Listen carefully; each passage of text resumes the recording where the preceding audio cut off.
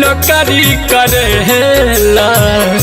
कितना रुपया तू पावेला छोड़ी के हमके नौकरी करेला कितना रुपया तू पावेला ए राजा जी ये सैया जी ये राजा जी ये सैया जी याद तू बहुत आवेला छोड़ी के हमके नौकरी करेला कितना रुपया तू पावेला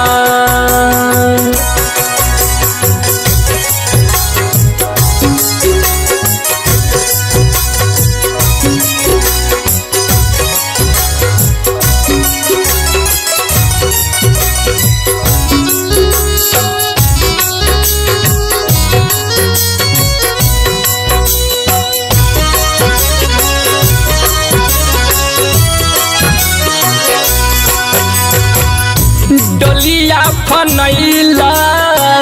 ले अइला गवनावा भूकुर भूकुरी रोवे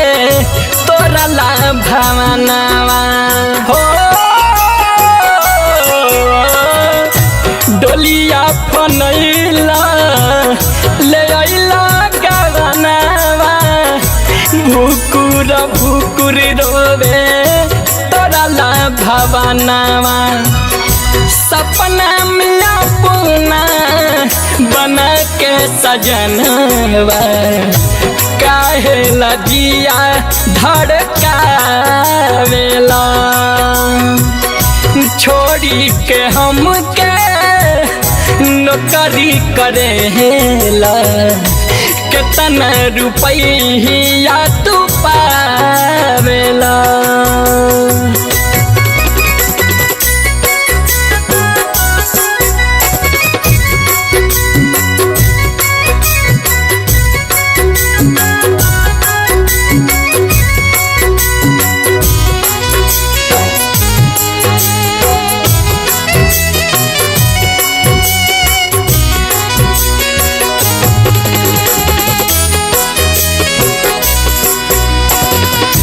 कहियो न याद तू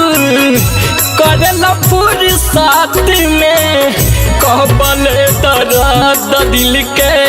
लिखत रही खत में हो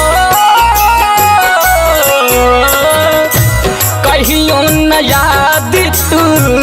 करला फुर्सत में कबले दर्द दिल के लिखत रही खत में अपने तकागा हमके कोयली बना के बिरह में तू कुहकावेला छोड़ी के हमके नौकरी करेला कितना रुपया तू पावेला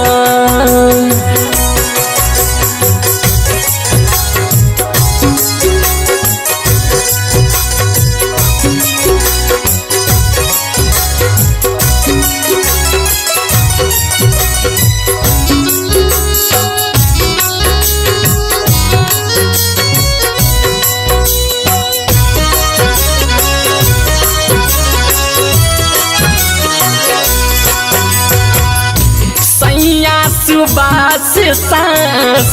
रउएला चलता कितना ले कहीं कमी कवन कवन खलता हो सैया सुबास सांस रउएला चलता कितना ले कहीं कमी कवन कवन खलता परदीप से पूछो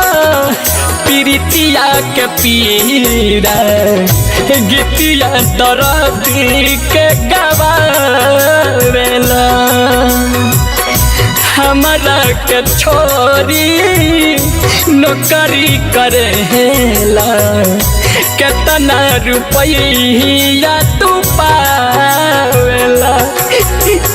एंगल म्यूजिक कुमार रमेश की प्रस्तुति। Music by Angle music.